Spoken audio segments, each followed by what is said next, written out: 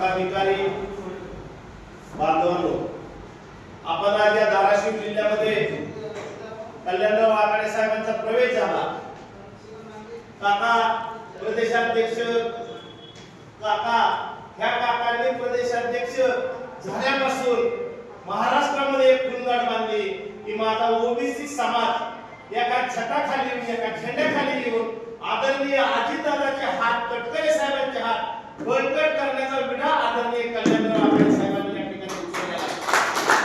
आज आम्ही बघतोय साहेब, तुम्ही गेल्या 1 महिन्यापासून आज तुमचा खानदेश असेल, विदर्भ असेल, काय उत्तर महाराष्ट्र असेल, आज या मराठवाडा आहे, उद्या मला वाटतंय काय कोकणपट्टी मुंबईचा विभाग आपण चालू करताय.